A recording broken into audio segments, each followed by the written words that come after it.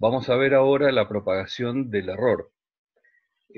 Cada vez que hagamos una medición indirecta, esto implica de que hay más de una variable puesta en juego. La indicación de las variables están realizadas o se caracterizan por depender de una medición, y esta medición, como habíamos visto, tiene implícito un error.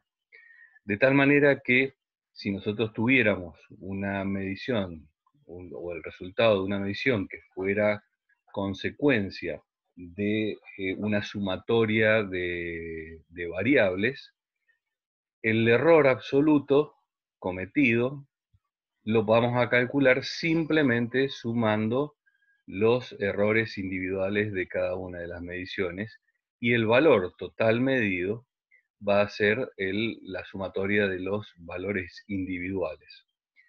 Por ejemplo, si nosotros quisiéramos medir la distancia de una cancha de fútbol y no tenemos digamos un sistema de medida o una cinta de medir suficientemente larga, tendríamos que ir midiendo de a tramos e ir sumando, digamos, estas mediciones de longitud. Este sería un ejemplo de este tipo de medición.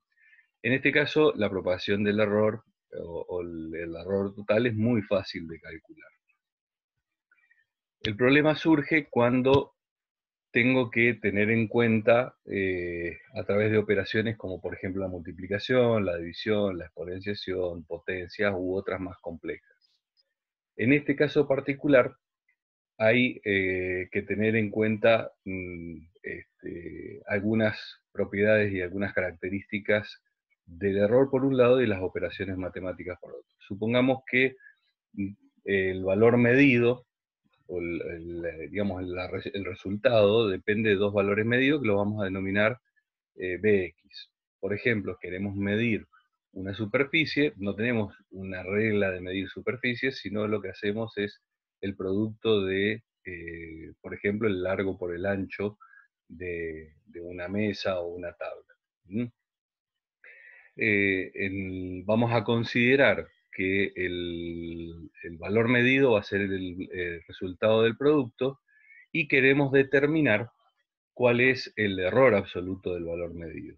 El error absoluto del valor medido lo vamos a considerar como la diferencia entre el máximo valor medido, de acuerdo a los errores que tenemos en cada una de estas mediciones, y el mínimo valor medido en función de estos resultados. De tal manera que vamos a considerar digamos, el error de cada una de las mediciones. Acá les he puesto como si fuera, he diferenciado, por ejemplo, la medición 1 de la medición 2 con otro subíndice. Acá en realidad también me olvidé de cambiarlo, acá sería B sub I, porque estamos considerando que son dos mediciones diferentes con dos errores diferentes. Bien, bien podría ser que estamos utilizando el mismo instrumento de medición y el error de medición es propio del mismo instrumento, entonces sería el mismo. Pero vamos a considerar el caso más general. Entonces, aplicando la propiedad distributiva y haciendo asociación, podemos expresar esta misma operación matemática de esta manera. Y considerando que cuando estamos multiplicando los dos errores, recordando siempre que este error absoluto es una unidad muy pequeña. Si yo estoy midiendo, por ejemplo, el tamaño de una mesa que puede llegar a medir 1 metro, y el error con que lo estoy midiendo es 1 milímetro, es 1000 veces menor. Si encima ese error 1000 veces menor lo multiplico por otra unidad que también es una milésima, este producto de aplicar la distributiva en este caso queda aproximadamente igual a 0, o sea que lo puedo despreciar.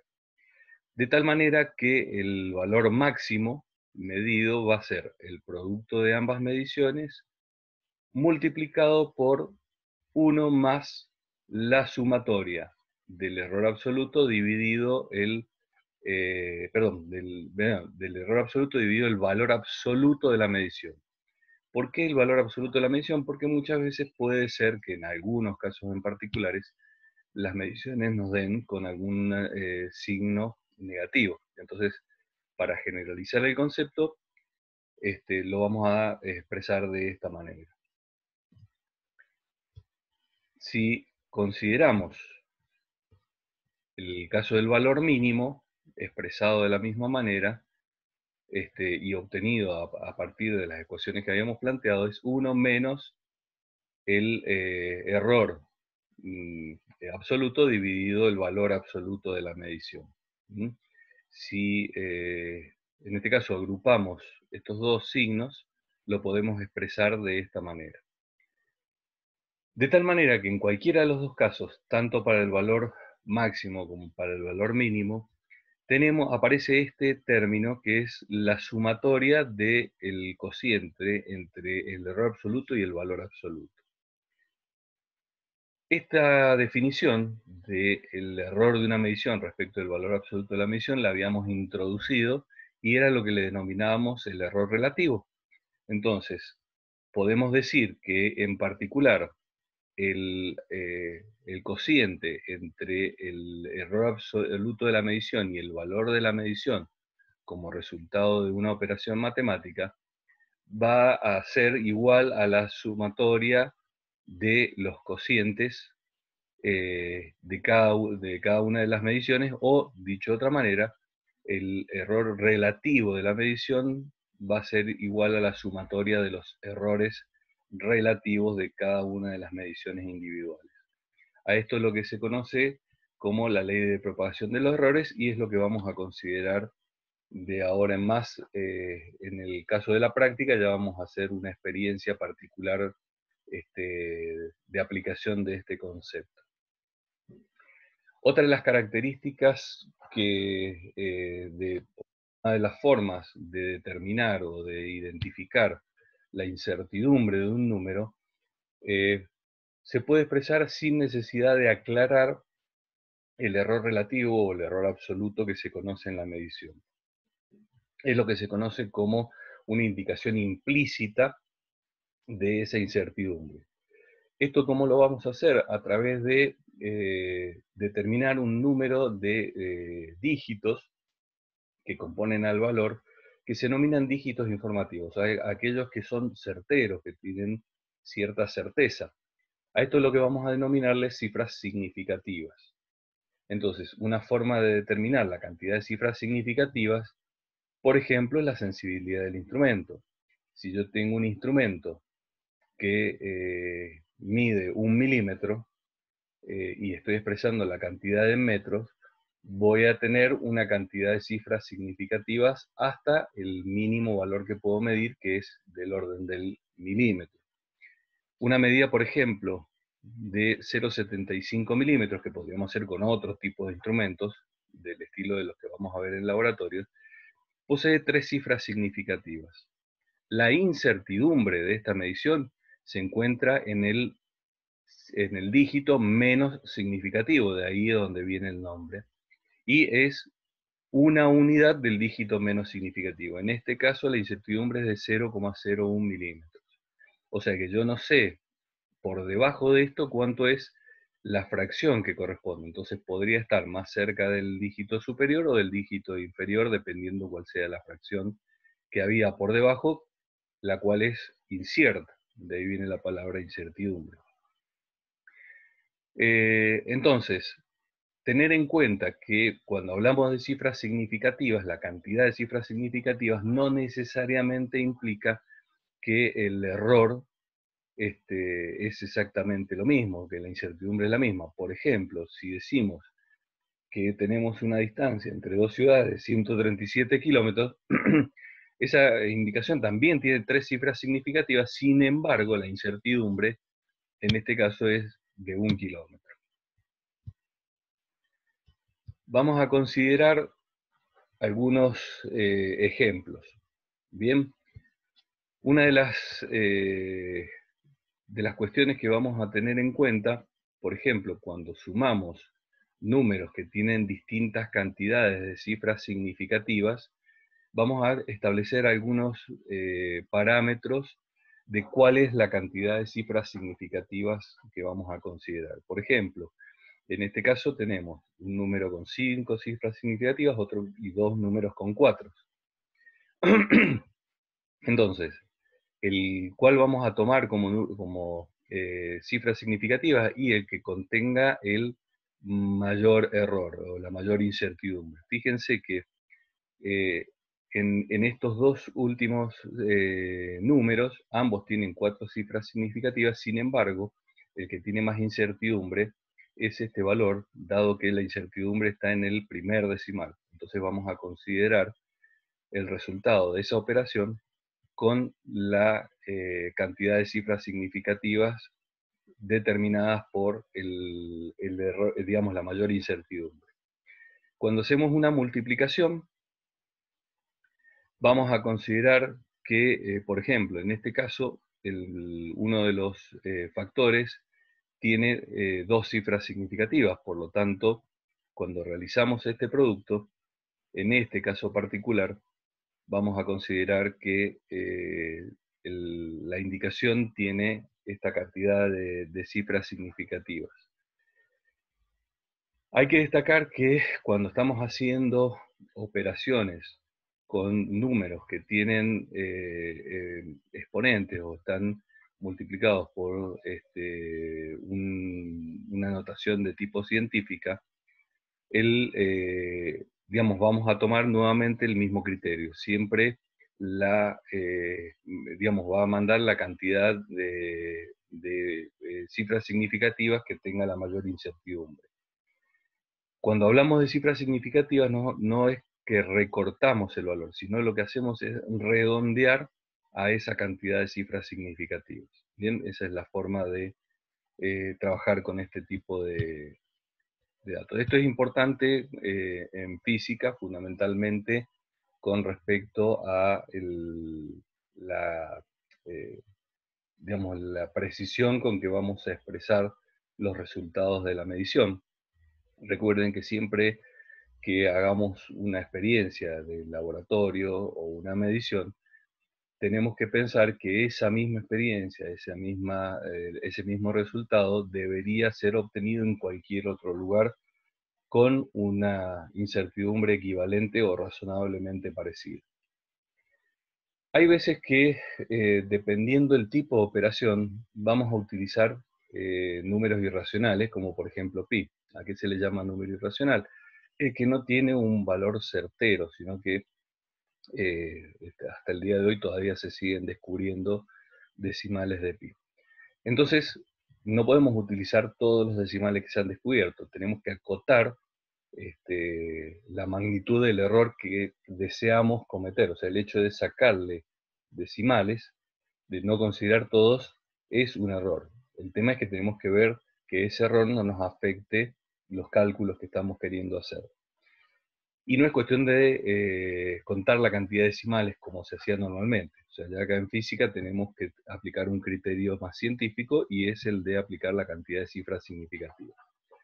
Supongamos que tengo una circunferencia de 424 milímetros, acá dice diámetro, pero en realidad es de circunferencia, de longitud, y el diámetro sí es de 135 milímetros. Entonces, considerando que la longitud de la circunferencia es el número pi multiplicado por el diámetro, y considerando, por ejemplo, el número de pi con, en este caso, 9, o sea, con 10 cifras significativas, con 9 decimales, que aparece como resultado de esta operación matemática y comparado con el valor conocido del número pi, vemos que son bastante diferentes. Sin embargo, si consideramos las 3 cifras significativas con que expresamos cada uno de los resultados, vemos que el valor de pi coincide en ambas expresiones. Vamos a ver otro ejemplo, digamos, con esta aplicación. Supongamos que la medición que estamos realizando tiene un error relativo porcentual de 0,2%. Quiere decir que el error relativo incluye hasta la tercera cifra decimal, dentro de lo que son cifras significativas. Considerando que la definición del error relativo era el error absoluto dividido el valor a considerar, y teniendo en cuenta que el error, vamos a considerar el mismo error relativo de la medición que estamos haciendo, aplicando ese concepto, el error absoluto de considerar pi con este error porcentual nos da este valor. Si consideramos la cantidad de cifras significativas, quiere decir que vamos a redondear, en este caso estas dos cifras se redondean a 3, y al reducir a las 3 cifras significativas, este toma el valor de 6. Quiere decir que ese número pi que nosotros vamos a utilizar en nuestras operaciones matemáticas va a tomar un valor de 3,142 más menos 0,06 unidades. Entonces, cuando apliquemos el número pi en una medición, como por ejemplo en este caso, o como van a hacer en el laboratorio, van a tener que decidir cuál de los dos criterios. O sea, siempre acuérdense que el criterio para utilizar el error es el que introduce mayor incertidumbre. Entonces, van a tener que decidir cuál de estos dos métodos utilizar. Con esto damos fin a la primera parte que corresponde a magnitudes y unidades. Vamos a ingresar en la segunda parte del tema 1 del programa, que corresponde a vectores. ¿Qué es lo que es un vector? Básicamente es una representación, es una forma de modelar determinadas magnitudes físicas. Hay magnitudes físicas que las podemos representar a través de lo que se denominan cantidades escalares, o sea, las podemos describir completamente simplemente con un valor numérico y una unidad de medida. Pero hay otro tipo de magnitudes que, digamos, para las cuales es insuficiente este tipo de indicación, ya que no dan o no se comportan de la misma manera, no tienen el mismo resultado si cambia, por ejemplo, la dirección en que se aplica esa magnitud física, por ejemplo, una fuerza. No es lo mismo el resultado que voy a obtener de aplicar la misma fuerza para desplazar una mesa que para subirla. La fuerza es la misma, pero dependiendo de la dirección y el sentido que yo aplique la fuerza, la mesa se va a desplazar en distintas direcciones o en distintos sentidos. Entonces, a ese tipo de magnitudes físicas, en las que ya no basta con la cantidad o el número y la unidad, sino que tengo que otorgarle otras características como una dirección, que sería la recta imaginaria de acción de esa magnitud física, y el sentido es para qué lado de esa recta estoy ejerciendo la acción, se le denominan cantidades vectoriales. En general vamos a representar la cantidad vectorial a través de una letra que va a representar la magnitud física, y le vamos a dibujar una pequeña flechita o una rayita arriba para diferenciarla de las cantidades escalares. Entonces, para dibujar, digamos, para representar gráficamente una magnitud vectorial, vamos a dibujar un vector. ¿Qué es lo que es un vector?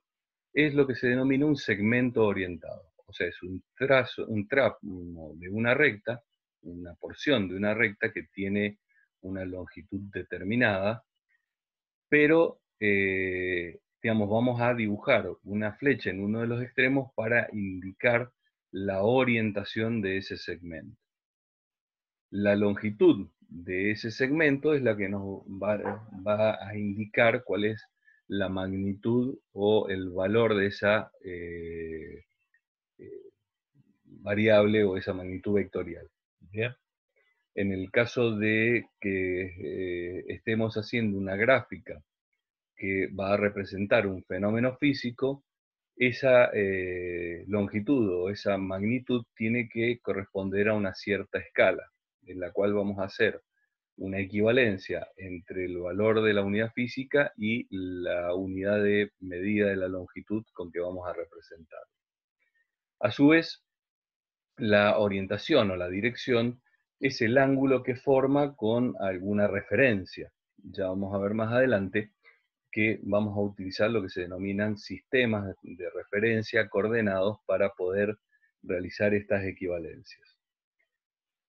Si dos vectores tienen una dirección similar, esto es, el ángulo que forman con esa referencia es el mismo, y tienen, digamos, el mismo sentido, perdón, se dice que los dos vectores son paralelos. Si además comparten la misma magnitud, o sea, los podemos representar o dibujar del mismo largo, entonces decimos que estos dos vectores son iguales independientemente de la ubicación que tengan en el espacio. Cuando queremos definir una magnitud física cuyo resultado es opuesto, dibujamos simplemente el vector en forma inversa.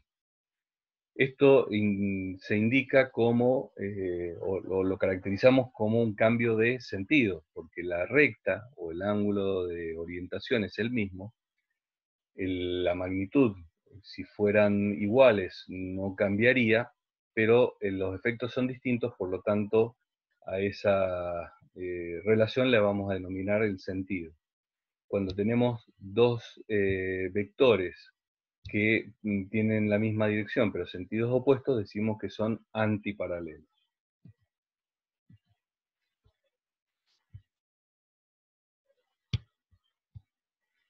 Bien.